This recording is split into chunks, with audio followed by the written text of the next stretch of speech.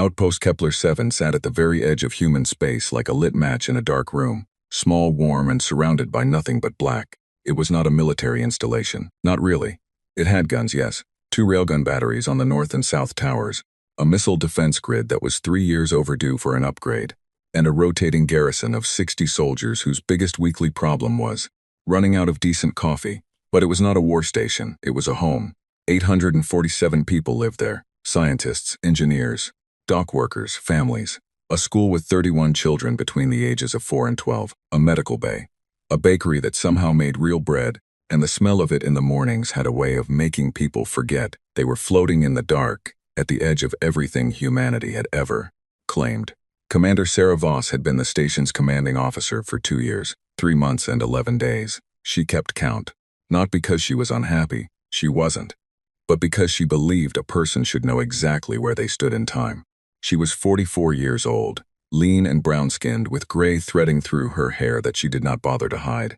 She had served in 2 border conflicts before Kepler-7. She had seen what war looked like up close, and she had decided, somewhere in those years, that the best thing a soldier could do was make sure war stayed far away from the people who hadn't asked for it. That morning she was reviewing water recycler reports when the proximity alarm went off. She was not alarmed at first. The alarm had gone off 6 times in the past year. 3 times it was debris. Once it was a Halvari merchant running dark with a busted transponder. Once it was nothing at all, a sensor ghost, a hiccup in the system. Once it was a Veth survey pod that had drifted off course. She set down her coffee and walked to the command deck. Lieutenant Osi was already there, hands moving across his station. He was 27, fresh from the academy, with the kind of focus that made him look older than he was. He did not look up when Voss walked in. "How many contacts?" she said. "I'm still counting." That was the first thing that made her stomach tighten. When it was debris, you didn't need to count. "Estimate," she said. He looked up then, his face was very still. Over 100, maybe closer to 2. She stood next to him and looked at the screen. They were coming out of fold space, one by one and then in clusters, dropping back into normal space like stones through water. Dark shapes, long and angular, nothing like the rounded hulls of human ships or the curved organic lines of Halvari or Veth vessels. These ships were built like weapons, like something that had been designed by a mind that did not see the difference between a tool and a threat. Vreth, Osi said. Voss had seen Vreth ships before, once at a diplomatic summit 7 years ago. She had stood on a platform next to a Vreth ambassador and shaken what passed for its hand, a hard, chitinous thing with too many joints, and thought, these are not people who negotiate from weakness. The Vreth were old in the way that made humans feel young and raw-edged. They had ruled 4-star systems before humanity had discovered fire. They looked at human expansion the way a man looks at a weed growing through his patio, with mild irritation that was beginning to harden into something more serious. There had been incidents, small ones. A human mining platform in the Call Nebula that went dark 8 months ago. A Vreth patrol that crossed into declared human space, and then, when challenged, simply turned around without a word. Diplomatic channels had been tense. But war, no one had said that word out loud. No one had believed it. 212 ships. The final count came in. Kepler-7 had 60 soldiers and 2 railgun batteries. "Open a channel," Voss said. Osi opened it. She stood in front of the comm panel and spoke clearly. "Vreth Fleet, this is Commander Sarah Voss of the human outpost Kepler-7. You are in declared human space. Please identify your intentions and respond." She paused. "We are a civilian station. We are not a military target." Silence. She tried again in the standard galactic common tongue, the trade language that every spacefaring species shared. Her accent was not perfect, but her words were clear. More silence. The Vreth fleet kept coming. She had about 4 minutes before they were in weapons range. She used the first minute to try 2 more times on the comm. She used the second minute to do the math on what 200 ships could do to a station built for science and living and bread baking. She used the third minute to make sure the children in the school were moved to the inner core of the station, to the blast-sheltered maintenance tunnels where the water processors hummed. She used the 4th minute to send the distress beacon. Not a standard distress beacon. There were 2 distress protocols in Kepler-7 system. One was yellow, general emergency, send help, something has gone wrong. The other was red. The red beacon had a different name in the official manual, but everyone who worked in border stations knew what it was really called. It was called the last word. The last word transmitted everything. All sensor data, all ship counts, all approach vectors, all identifications. It transmitted a real-time feed of whatever was happening, and it sent that feedback to Earth Command on a tight beam signal that nothing could jam, because it used 17 redundant frequencies simultaneously. It did not ask for help, it did not plead, it simply said, "This is what is happening here, right now. To your people." It was designed with the understanding that sometimes stations did not survive long enough for help to arrive, and the people who built it had decided that in those cases, the least they could do was make sure someone knew. Voss pressed the red key. Then the Vreth opened fire. Private Marcus Chen had been in the army for 14 months. He was 22 years old and had grown up in a city called Chengdu, where the summers were hot, and his grandmother had taught him to cook dumplings, and he had wanted to be a civil engineer before he saw a recruitment poster at a train station and thought, for reasons he could not explain to himself afterward, yes, that. He was at his post on the South Railgun Battery when the first volley hit the station's outer shields. The whole platform shook. He grabbed the rail with both hands and looked out through the armored viewport and saw light. Not sunlight, not starlight, fire, pulses of energy, dense and blue-white, coming from every direction like they had always been there, and the universe had simply been waiting to show him. His headset crackled. Sergeant Dara Mwangi's voice. South Battery, target the lead ship, fire at will. He fired, the railgun kicked. A tungsten slug the size of his forearm left the barrel at a speed that made the air around it briefly wrong, briefly shimmer. It crossed the distance to the lead Vreth ship in a fraction of a second. He saw the impact.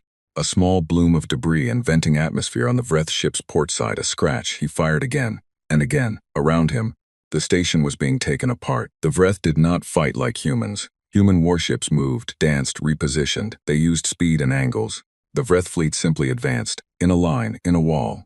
The front ships took fire and held position and returned fire, and the ships behind them moved, up to fill any gaps. It was not a battle tactic, it was geometry. The geometry of a thing that had decided another thing needed to stop existing.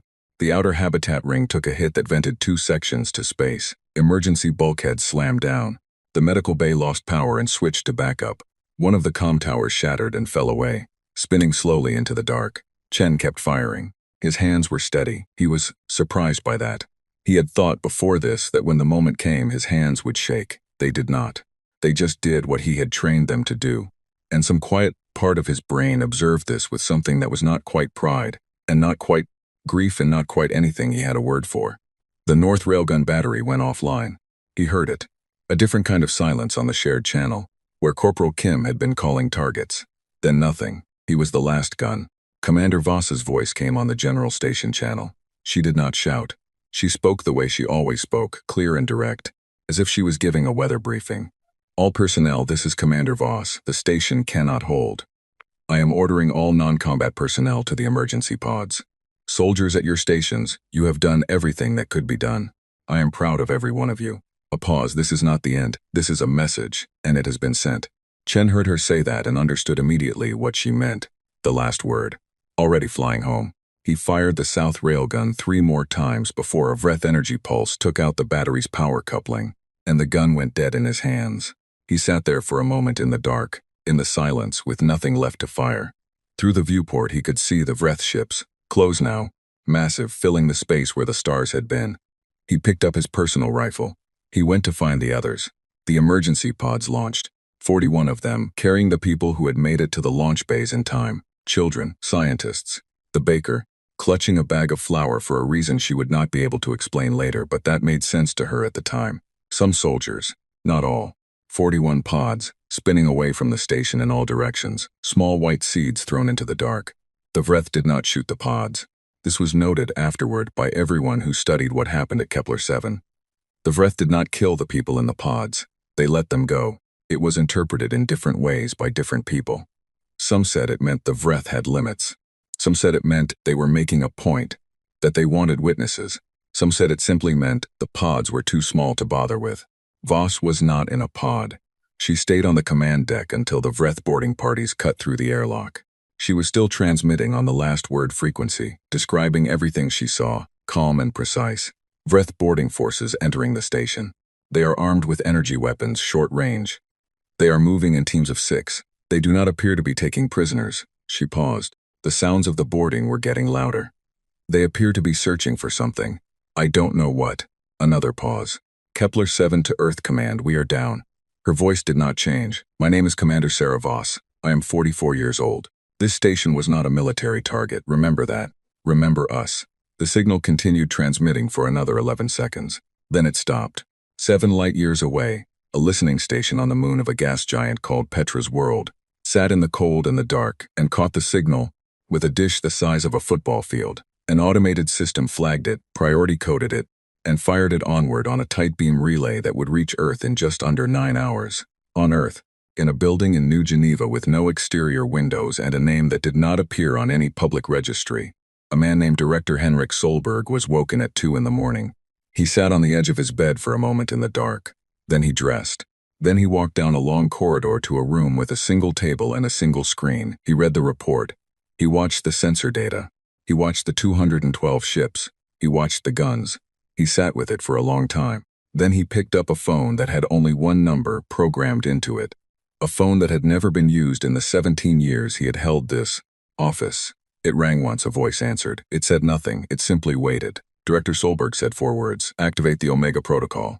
The voice on the other end said, confirmed. Time of activation, 0217 Greenwich Standard, logging now. Somewhere, in a facility that was not on any map, lights began coming on. Not slowly, all at once. The facility had no name on any official record. It existed on a moon called Dura, orbiting a gas giant in a system 3 jumps from Earth. The system had no habitable planets, no resources worth mining, no reason for anyone to be there. That was, of course, exactly why it had been chosen. From the outside, Dura looked like every other airless rock in the galaxy, gray and cratered and dead, with a thin dust haze that never quite settled.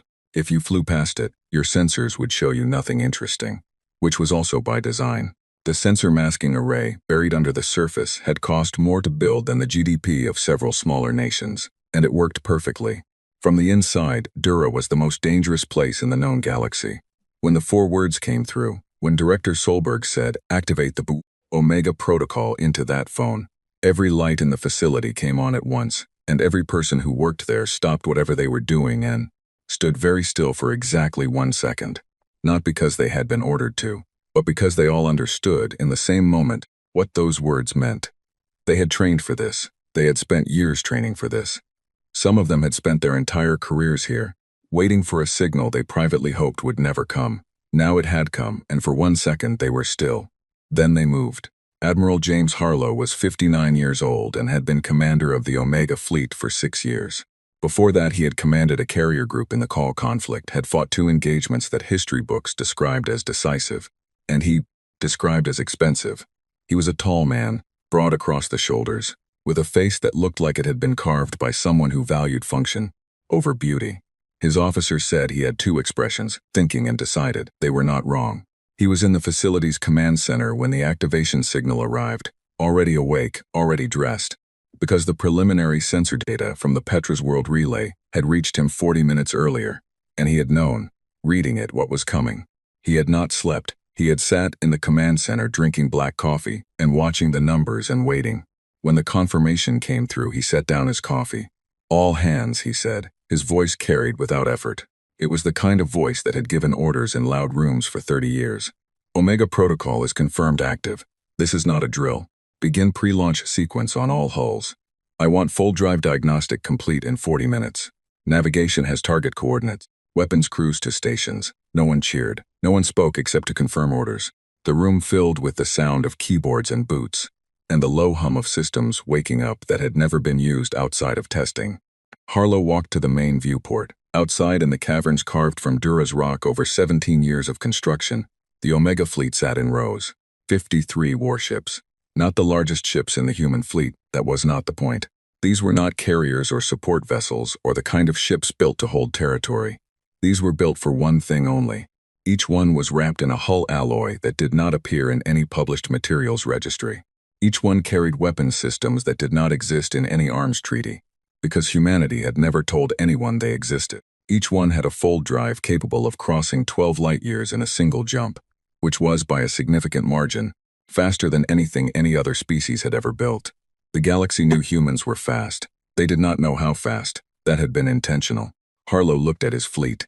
He thought about the woman on the last word transmission, her voice steady as her station was taken apart around her. He thought about the children who had been in the school. He did not feel anger. He was past the age where anger was useful to him. What he felt instead was a cold, settled thing, a weight that had found its right place in his chest. He turned back to the room. 40 minutes, he said again, not 41. The Vreth High Commander who had ordered the attack on Kepler-7 was named Ketvash. He was, by Vreth standards, young, barely 200 years old, and ambitious in the way that young Vreth commanders sometimes were.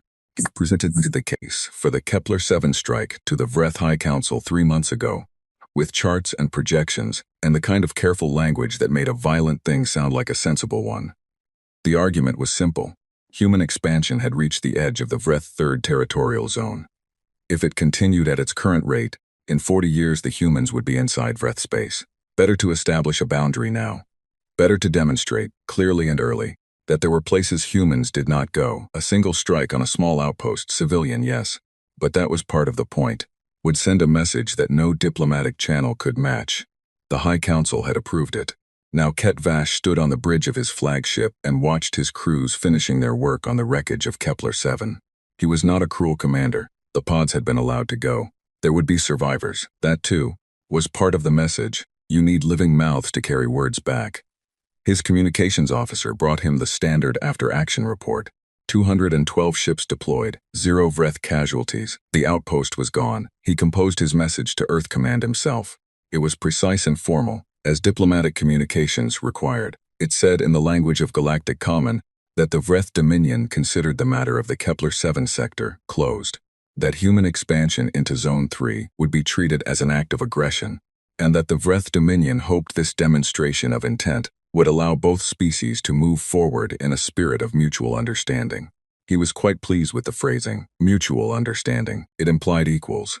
It was not ungenerous. He sent the message. Then he waited for the human response. He expected something formal, possibly angry, definitely weak. Humans were not a warrior species. Not really. They expanded, they built, they traded. They had never fought a war on the scale the Vreth had fought in their early centuries. The Call conflict had been minor. The border skirmishes were minor. Humans could fight, yes, but they did not love it. They did not build entire philosophies around it. When pressed, they negotiated. He was very confident they would negotiate. The response that came back from Earth Command was not what he expected. It was not angry. It was not a list of demands. It was not a request for talks. It was 8 words. You have 48 hours to evacuate your homeworld. That was all. Ketvash read it twice. Then he read it a third time in case he had missed something. He had not 8 words, no signature, no diplomatic title, just the message on official Earth Command frequencies, time-stamped and verified. He stared at it for a long moment. Then he laughed. It was a hard clicking sound, the Vreth equivalent of a laugh, and his bridge crew heard it and relaxed. Because if the commander was laughing, the humans had clearly said something ridiculous. Evacuate our homeworld, he said, and said it aloud so they could all hear it and appreciate it. They want us to evacuate our homeworld. The homeworld of the Vreth Dominion was called Vethkor. It was the 3rd planet of a yellow star in a system that the Vreth had occupied for over 4,000 years. Its orbital defenses alone were enough to stop a human carrier group. Its planetary shield grid had been built and upgraded over 3 centuries. Vethkor had not been successfully attacked in 2,000 years of Vreth history. The idea that humanity, with their little outposts and their fold drives and their bread bakeries, could threaten Vethkor was not just unlikely, it was funny. Ketvash sent his response, also brief. Come then. What Ketvash did not know, and what almost no one outside of human military command knew, was what humanity had been building for the past 17 years. It had started after the Call conflict, a quiet review, conducted by a woman named Admiral Yeva Marsh who had since retired and gone to live on a farm on New Zealand, that asked a single question. If a species with significantly greater military capability than anything humanity had yet encountered decided to erase human civilization, what would we do about it? The answer before the review was, not much. Admiral Marsh had found this unacceptable.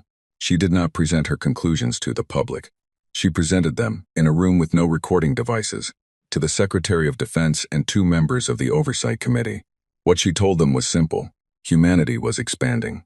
Expansion created contact. Contact in history did not always go well, and humanity was, by the standards of the species they were meeting, young, raw, vulnerable in ways they did not fully understand yet. She proposed something that had no public name but was internally called the certainty doctrine. The logic was old, as old as human warfare. It was the logic of the nuclear deterrent applied to space. You did not build the weapon to use it. You built it so that using it would never be necessary. You built it, and you never told anyone you had it, and you maintained it, and you hoped, with everything you had, that it would gather dust forever. But you built it capable. You built it so that if the day came, there would be no second guessing, no long war, no chance for a species to calculate that they could absorb humanity's response and come out ahead on the other side. You built it so that the response would be final, and you built it fast, because if you were going to act as a deterrent, the response had to arrive before the attacker could adapt, before they could evacuate their military, before they could scatter their command structure. The response had to arrive, and it had to be decisive, and it had to happen so fast that the galaxy would understand in one clear and terrible moment that attacking humanity was not a gamble, it was an ending. 47 minutes after Director Solberg made his call, Admiral Harlow walked onto the bridge of his flagship, the HMZ Reckoning, which had never before left the Dura facility, and gave the order to launch. 53 ships moved out of the rock caverns and into space. No formation drills, no ceremony. They simply rose and oriented, and their fold drives began to spin up, and the space around each ship began to do the thing that fold drives made space do. A slight distortion, a shivering in the light, like heat haze over summer asphalt, except cold. On Dura, the lights went back to their regular setting. The technicians who stayed behind sat at their stations and watched the fleet go. Some of them had worked in that facility for 10 years and never seen all 53 ships move at once. Some of them were crying. Some of them were very quiet. All of them understood what they were watching. They were watching the answer. Across the galaxy, other species noticed things. The Halvari Trade Consortium had listening posts on 17 systems along the human border. Their systems flagged the unusual fold drive signatures, coming from a system that was supposed to be empty. A Halvari analyst named Shoreth filed an alert, which moved up her chain of command with the speed that unusual things moved in bureaucracies, which is to say slowly, until it reached someone senior enough to recognize what they were looking at, and then very fast. The Veth Survey Guild, which had 7 observational platforms in the outer sectors, caught the energy bloom of 53 fold drives, spinning up simultaneously, and sent it to their science directorate with a note that said only, "We have not seen a human fleet this size before." The Galactic Assembly's open-channel monitors, which tracked major military movements as part of the Interspecies Non-Escalation Treaty, logged the departure signature and automatically generated a query to human diplomatic channels. The query asked for the nature and destination of the fleet, as per protocol. It sat in the outbox for 48 minutes before a human diplomatic attaché named Priya Nair sent back a response. Her response cited Article 9 of the treaty, subsection 4, paragraph 2. The paragraph was only 3 sentences long. It had been included in the treaty at human insistence 17 years ago, during the drafting sessions. Most of the other species at the table had barely looked at it. It said, "In the event of an unprovoked armed attack upon a human civilian installation resulting in loss of life, the human government reserves the right to respond, with proportional and necessary force, without prior notification to the Assembly. The nature and scale of such force shall be determined solely by human military command. This provision shall supersede all notification and approval requirements." Most of the Assembly members who read that response had to look up the paragraph.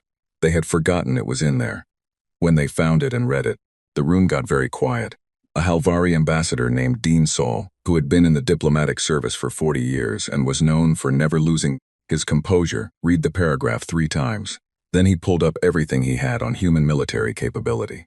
Then he pulled up the sensor data from his listening post. 53 ships, all moving toward Vreth space. He sent an urgent message to Ket Vash, flagged at maximum priority. It said, "Respond to the human ultimatum, do it now, do not wait." The message arrived at Ket Vash's flagship 4 minutes after the Omega fleet folded out of the Dura system. It arrived too late. In the deep dark of space, 53 ships bent light around themselves and vanished. The escape pod was 4 meters long and smelled like recycled air and fear. Private Marcus Chen sat with his back against the curved wall, and his knees pulled up to his chest and counted the people around him. 11. 3 soldiers, including Sergeant Dara Mwangi, who had a burn along her left forearm from the battery fire and had wrapped it with a strip torn from her undershirt. 5 civilians, 2 engineers, a lab technician, a woman named Hessa who ran the station commissary, and a man whose name Chen did not know but who had been one of the dock workers, and 3 children, a boy of about 8 and 2 girls, maybe 6 and 10, who had been in the school when the attack started. They had no parents with them. Hessa had her arms around the youngest girl and was talking to her quietly, and the girl was not crying, but her eyes were very wide, and she had not blinked in a long time. The pod had no propulsion beyond its initial ejection thrust. It was drifting. The beacon was transmitting a low automated pulse on the standard rescue frequency, and there was nothing to do but wait and hope that someone picked it up before the air. Scrubbers ran to the end of their cycle, which the pod's small display told Chen would happen in approximately 61 hours. He had done the math twice and gotten the same number both times and decided that doing it a third time would not improve the situation. Sergeant Mwangi was at the pod's tiny viewport looking out. She had been there for a long time. "What can you see?" Chen asked. "Debris," she said. "Some of it is ours." She paused. "The Vreth ships are still there, most of them. Some of them are moving around the wreckage. Looking for something? Maybe." She didn't move from the viewport or showing off. Chen thought about Commander Voss. He thought about the last word transmission, which he had heard parts of on his headset before the battery went offline. He thought about her voice, the steadiness of it. He had met officers who performed steadiness, who put it on like a uniform in front of their soldiers because they knew it was required. Voss had not been performing. Her voice had sounded like a person who had made their peace with something and was simply completing the last tasks available to them. He thought about the 8 words that Earth Command would receive, the 48-hour ultimatum. He had heard about the Omega Protocol. Everyone in border station service had heard about it, the way you heard about things that were officially unconfirmed, in fragments, in whispers, in the careful wording of senior officers who neither confirmed nor denied. He had never been sure if it was real, or the kind of story soldiers told each other to feel better about standing in the dark at the edge of everything. He was starting to think it was real. He looked at the 3 children. The 8-year-old boy had fallen asleep against the wall, which was either a gift or a sign that his body had simply shut down the part of itself that could process what was happening. The older girl was watching Chen with steady dark eyes. She looked like she was waiting for him to tell her something true. He tried to think of something true that would also be comforting. "Help is coming," he said. She held his gaze for a moment. "How do you know?" "Because we sent the signal," he said, "and we don't leave people behind." She thought about that. Then she leaned her head back against the wall and closed her eyes.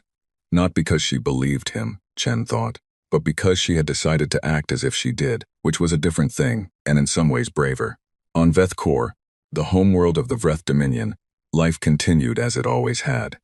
The planet was old in the way that only the homeworlds of ancient species could be old, layered and dense with history, every city built on top of the bones of older cities, every mountain range crossed by roads that had been walked for thousands of years. The atmosphere was thick and warm, and had the particular golden color that Vreth biology had evolved under. The cities were beautiful, in their way. Towering things, hard-edged and precise, built without curves because Vreth architecture had never valued softness. The population was about 4 billion. They worked.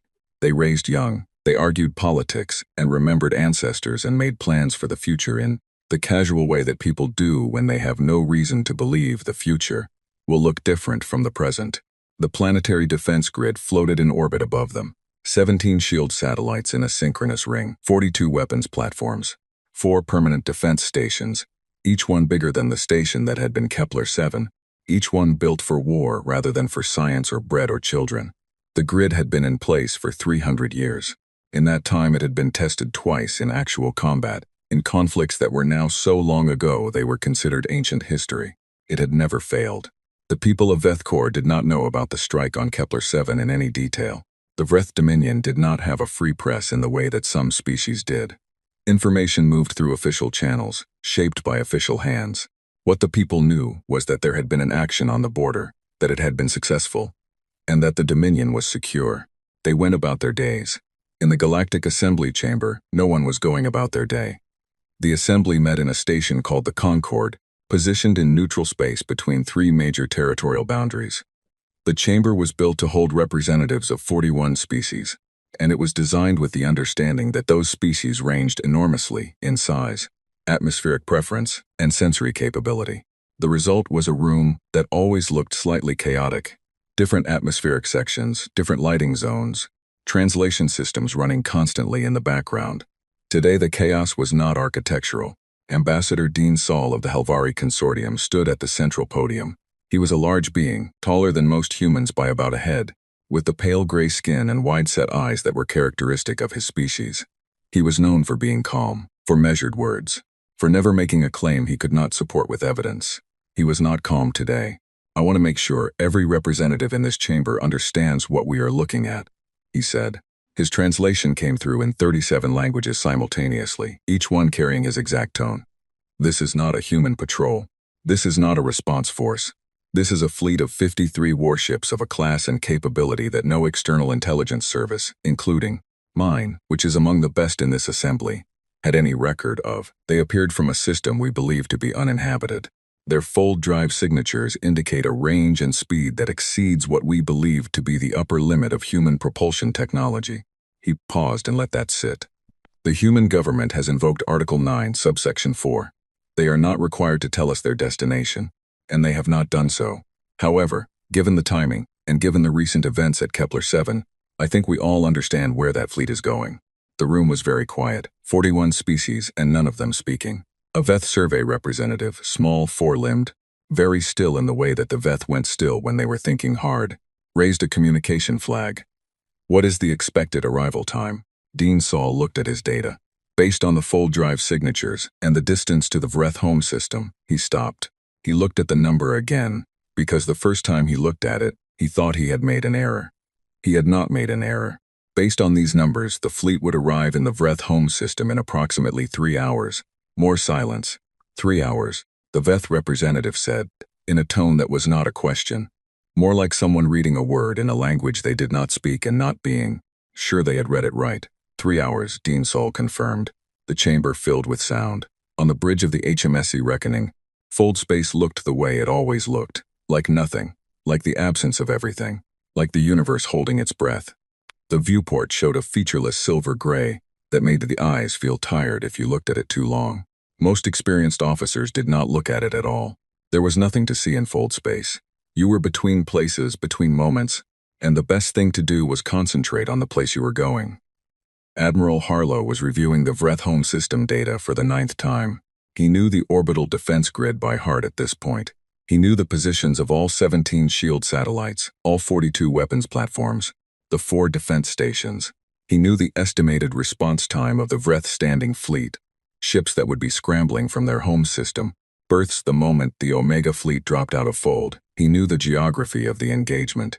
He also knew something that the Vreth did not know he knew.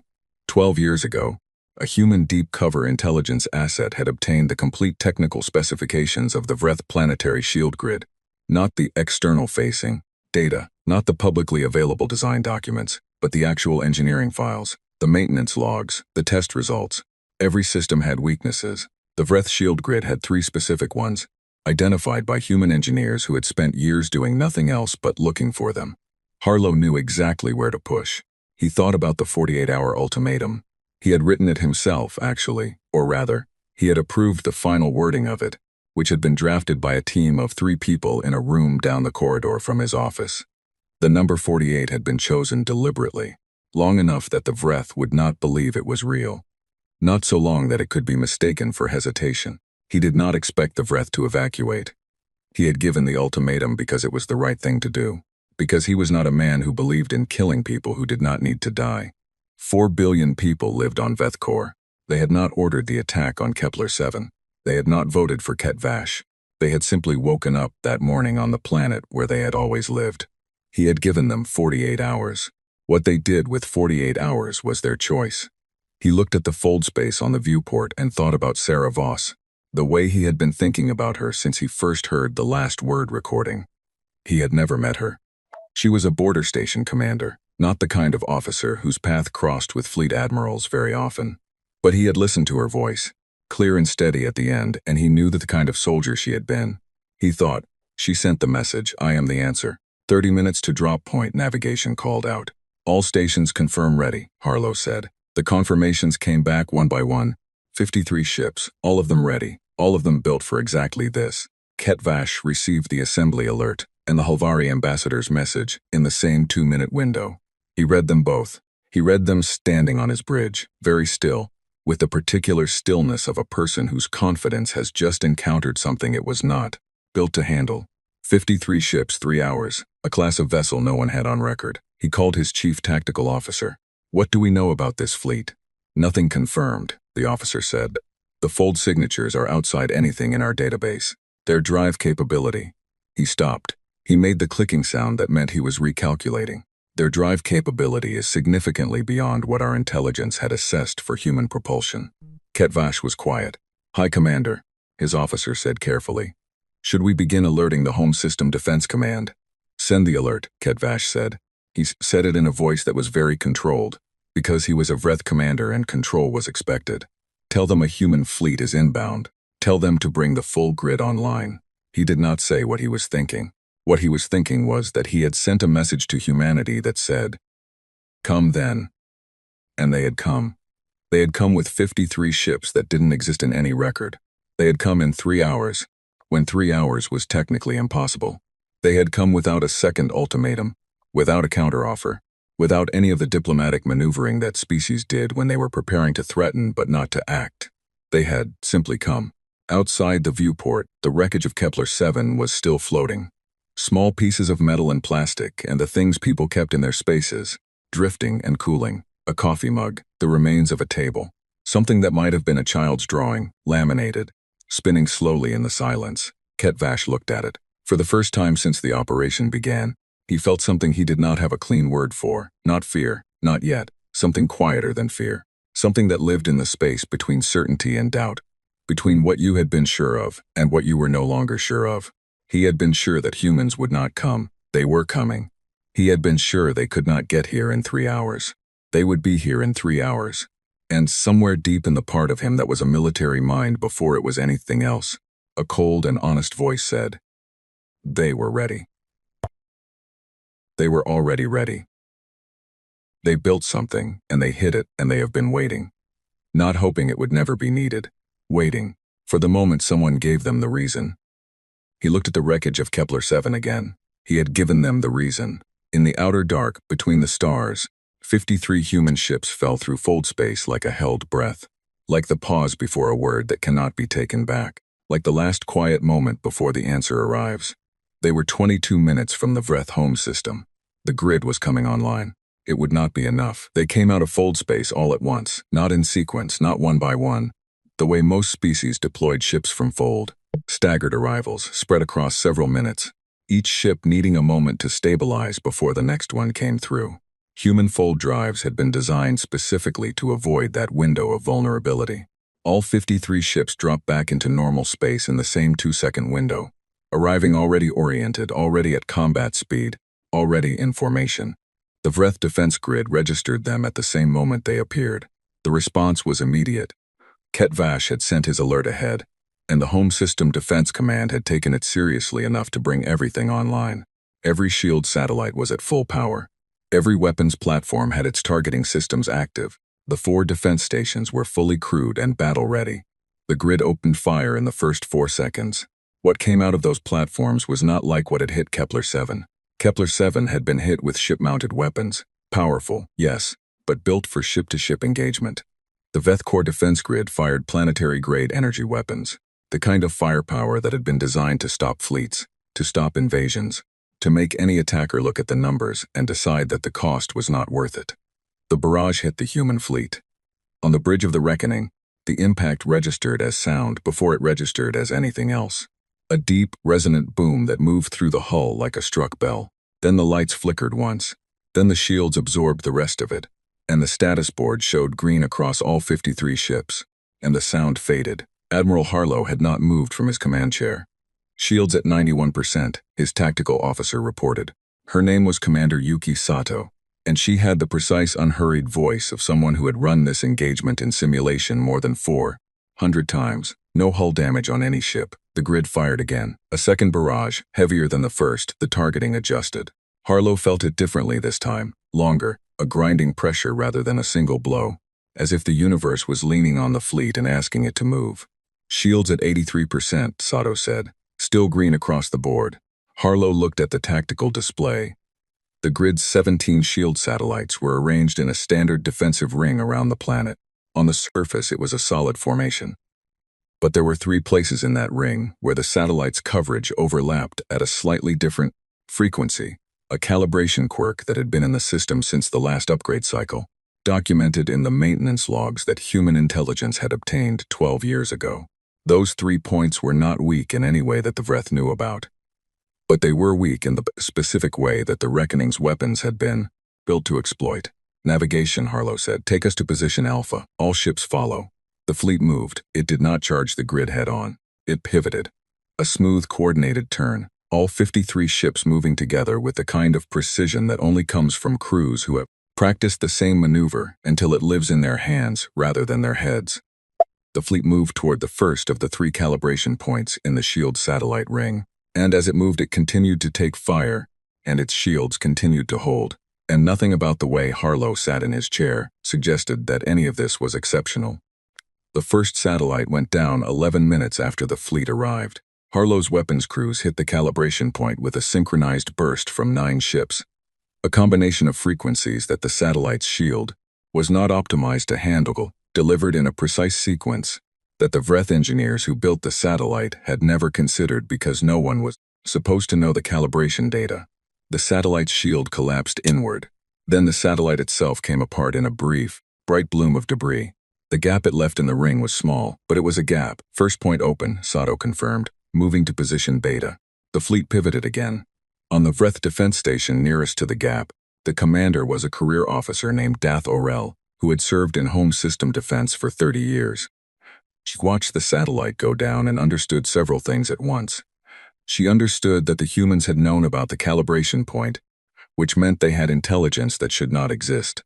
She understood that her grid's return fire was doing very little to the human fleet, which meant their shielding was operating on principles she did not have in her threat database. She understood that the humans were not charging randomly. They were moving with purpose, to specific points, which meant they had a plan they had built long before they arrived.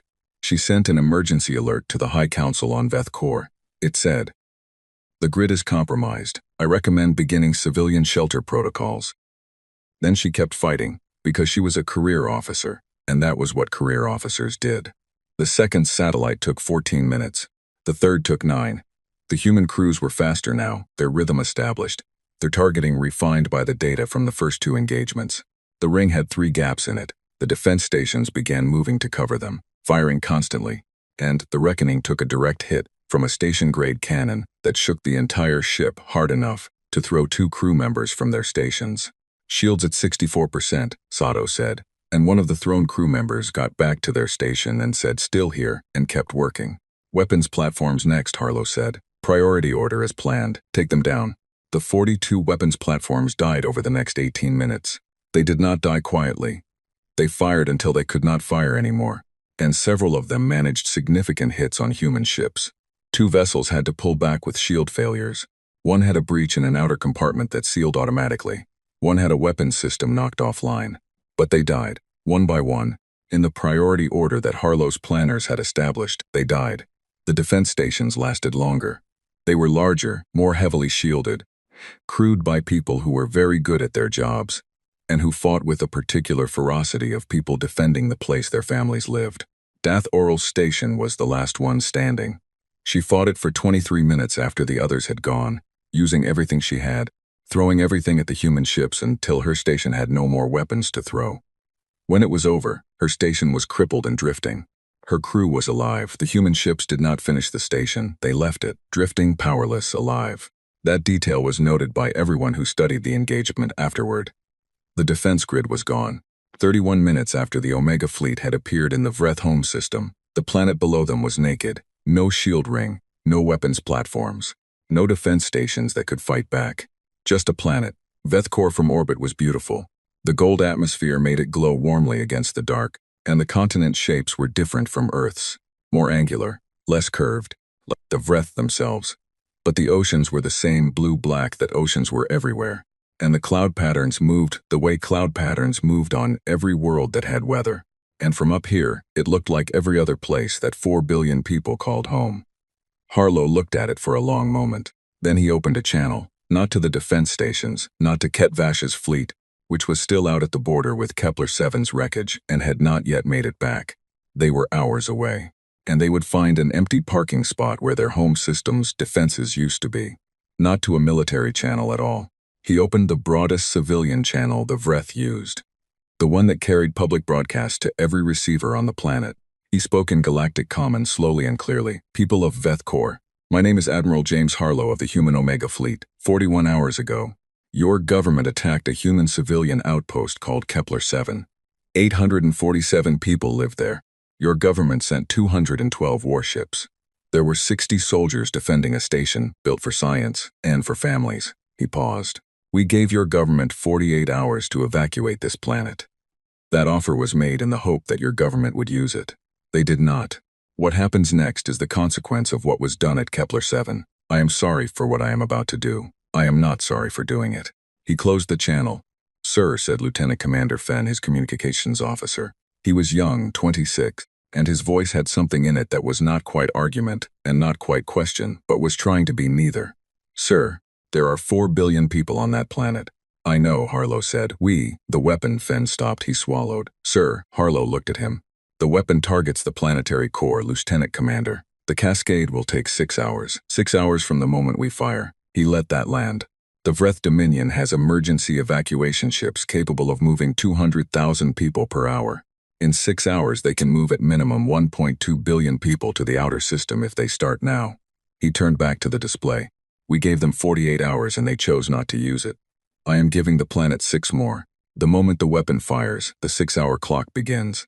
What they do with that 6 hours is their choice. Fenn was quiet. I need you at your station, Harlow said. Not because I am ordering you. Because I need you. Fenn sat back down. Across the fleet a signal went out. A single-coded transmission from the Reckoning to 52 other ships. The signal contained 2 words. Weapon ready. On each of the 12 designated ships, 12 out of the 53, the ones built for this specific purpose, a system that had never been used, outside of testing began its initialization sequence. The weapon was not a missile, it was not a beam. It was a gravitational resonance emitter, a device that, when aimed at a planetary core, began a cascade reaction in the planet's internal structure, a reaction that built on itself, like a fire given enough fuel, until the core could not hold its shape. It was not a clean death for a world. Nothing about this was clean. But it was designed to give time. The cascade was slow enough that the people on the surface would feel the earthquakes, starting, would see the readings on their instruments, would understand what was happening and have hours to run. It was not mercy, exactly. It was the minimum that a man like Harlow could offer and still sleep. Barely. He thought about Commander Voss. He thought about 31 children in a school, at the edge of everything. He thought about the 8 words he had sent to Ket Vash. You have 48 hours to evacuate your homeworld. And Ket Vash had sent back 2 words. Come then. Come then, Harlow had come. Weapons, he said. His voice was the same as it always was. Confirmed targeting. Commander Sato ran the confirmation check. Targeting confirmed. Core resonance lock established on all 12 emitters. Firing solution is clean. On my mark, Harlow said. Outside the viewport, Veth Corps glowed golden in the dark. Beautiful and old and full of people who were not soldiers. Most of them who had not ordered anything. Who had simply lived there because it was the place they had always lived. He thought. I wish you had left, he said. 12 weapons fired simultaneously. There was no visible beam, no dramatic light show. The emitters simply activated, and somewhere deep below the surface of Veth Corps, in the iron silicate heart of the planet, something began. Something that would not stop. The clock started. 6 hours. Harlow did not look away from the planet. All ships, he said. Begin recording. Every ship. Full sensor logs from this moment forward. He paused. The galaxy needs to see what this costs. Both sides. The fleet recorded. Below them, Veth Corps began to shake. The earthquakes started small. The people of Veth Corps felt them the way people feel the first signs of something wrong. A vibration in the floor, a rattle in the walls, a sound that was too low to hear but could be felt in the chest. In the cities, instruments registered the core fluctuations immediately. The Science Directorate sent alerts to the government within minutes. The government, which had just received Dath Oral's emergency transmission from the defense station, was already in crisis session. They knew what it was. They had been told. Harlow had broadcast it on the civilian channel, in plain galactic common, and even if they had not heard his words, the readings told the same story. The cascades were building. The core temperature was rising in a pattern that did not occur naturally. Whatever the humans had fired, it had found what it was looking for, and it was not stopping. 6 hours. The government activated the emergency evacuation fleet. Ships that had not been intended for this, cargo haulers, passenger liners, government transports, military supply vessels, were redirected and filled and launched. The spaceports became something that was hard to describe and harder to watch. 4 billion people, and the ships could move a fraction of them. Parents made choices that no parent should have to make. The young were sent first, then the old. The order broke down within the first hour and became simply, whoever could get to a ship, get to a ship. The Vreth were not a species given to public displays of emotion. Their culture valued restraint, dignity, the bearing of difficulty without open grief. But the spaceports on Veth Core that day had none of that restraint, and the recordings that survived showed the kind of thing that looks the same in every species, in every language, on every world. People holding on to each other in the last moments before separation, not wanting to let go. The evacuation ships rose in streams, thousands of them. The ships that could not fold, that could only reach the outer system, filled their holds and launched and turned away from the planet that was shaking beneath them. In 6 hours, they moved 412 million people. 3,588,000,000 did not make it off the planet. Harlow watched the evacuation from the Bridge of the Reckoning. He watched every ship that rose. He counted them the way Voss had counted the days of her command, not because it changed anything, but because he believed a person should know exactly what they were responsible for. He watched the streams of ships climb away from the surface, and he watched the readings that showed the cascade deepening, the core temperature climbing, the seismic activity spreading from the equatorial regions outward. At the 4-hour mark, the surface began to show visible changes.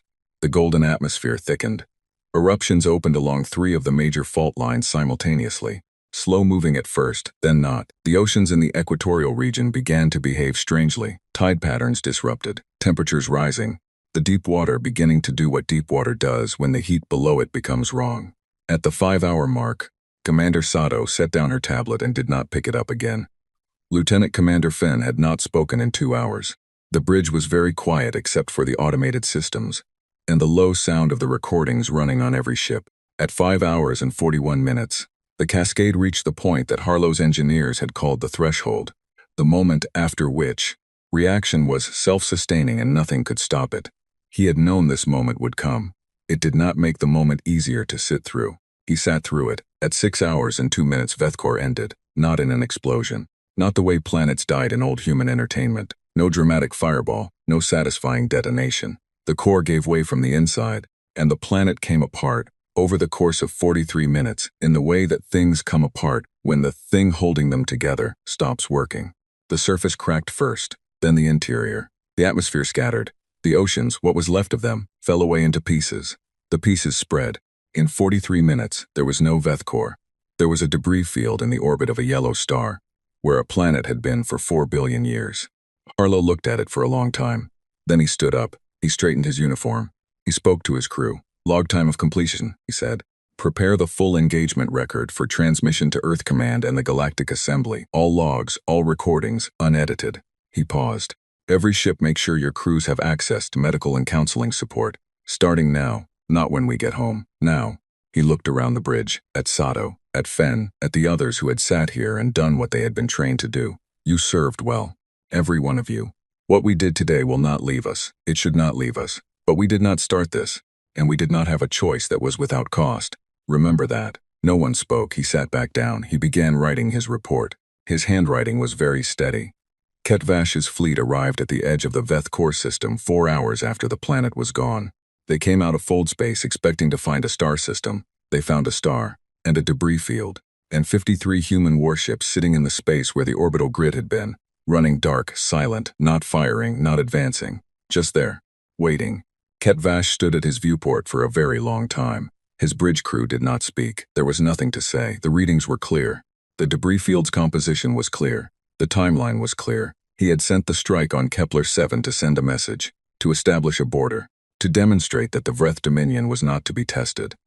He had sent 212 ships against a station with 60 soldiers and a bread bakery.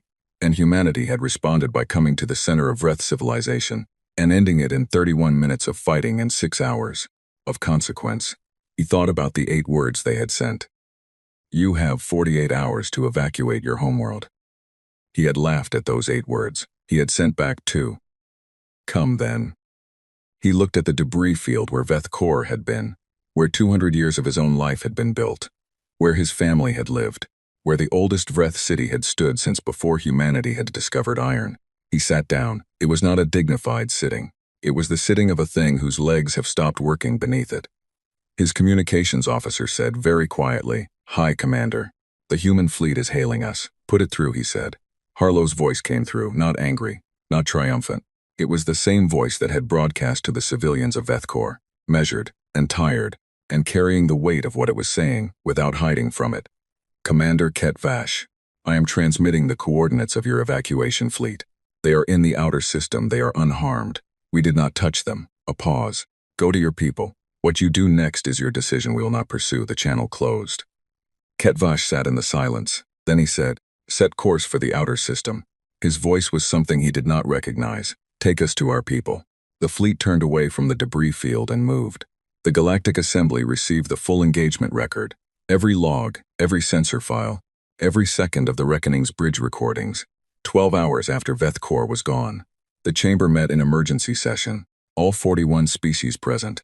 Ambassador Dean Sol had not slept. He had watched the live sensor feeds from the Helvari listening posts through the entire engagement. He had watched the grid fall in 31 minutes. He had watched the evacuation ships rise. He had watched the debris field form. He had been awake for 31 hours, and he was not the only one. He stood at the podium and looked at the room. 41 species. Some of them had been considering, in the quiet way that species considered things without saying them out loud, how much further humanity could be pushed. Some of them had disputes with human colonies. Some of them had been watching the Vreth situation and calculating. Some of them had been waiting to see what happened. Now they knew. "I have prepared a formal statement," he said. "I have reviewed it 6 times, and I am satisfied that it is accurate and complete." He looked at his notes. Then he set his notes down. "I am going to say it simply instead." He looked at the room. "Do not attack humanity's people. Do not attack their stations. Do not attack their ships, their colonies, their civilians, or their interests." He paused. They gave the Vreth 48 hours. Then they gave them 6 more. He let that sit. They are not impulsive. They are not aggressive. They have not expanded into any space that was not unclaimed. They have not started a conflict in their history that was not started first by someone else. He looked at the room one more time. But they finished them, whatever they are, and I am no longer sure any of us understood what they are. They finish what is started against them, and they do not forget. He picked up his notes and stepped back from the podium. "I have nothing further." The chamber was quiet for a long time.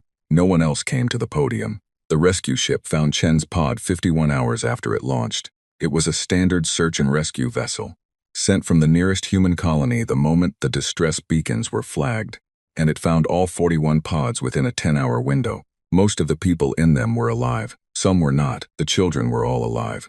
When the rescue ship's crew opened the hatch of Chen's pod, the first thing Chen did was check the count. 11 people in, 11 people out.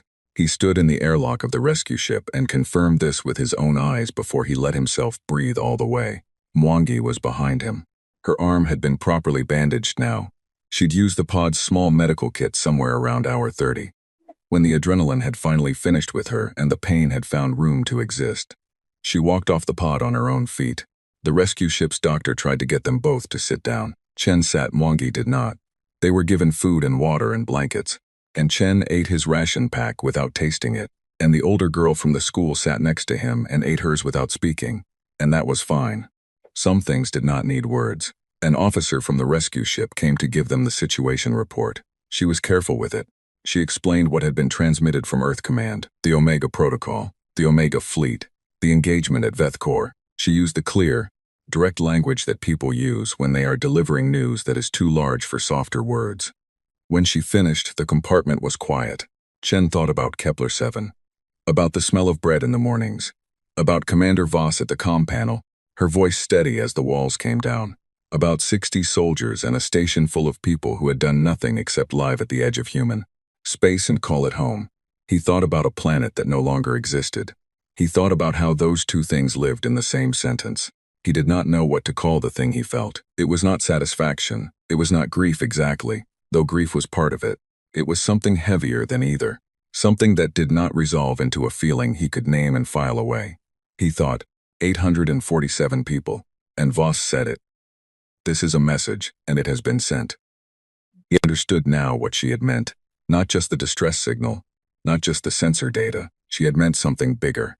She had meant that the last thing she could do, the last thing any of them at Kepler 7 could do, was make sure that what happened to them meant something, that it was not just an ending, that it went somewhere, it had gone somewhere. The girl next to him had finished her ration pack. She was looking at the viewport at the stars outside. What happens now, she said. Chen looked at the stars with her. We go home, he said. And then? He thought about it honestly. About a galaxy that had just watched 53 ships dismantle a planetary defense grid in 31 minutes and end a world in 6 hours. About 41 species sitting in the galactic assembly chamber with their notes put away and nothing left to say. About the debris field where a homeworld had been, floating in the orbit of a yellow star. About the fact that humanity had not fired first, had not expanded into claimed space, had not built the Omega fleet to conquer anything, had built it quietly and hidden it patiently, and kept it ready and hoped, with the particular hope of people who understood history, that it would never be needed, and then had used it, completely, without hesitation, with exactly as much warning as they had promised to give, and not 1 minute more. Then we keep going, Chen said. That's what we do. We keep going. The girl thought about that. It seemed to be enough for her. She leaned her head back and closed her eyes, and the stars kept moving outside the viewport. Somewhere in the outer system of a yellow star, a fleet of Wraith evacuation ships drifted in the cold and looked at the space where their world had been. 412 million survivors. The beginning of something that would take generations to become a civilization again. Somewhere in New Geneva, in a room with no windows, Director Henrik Solberg read the final report.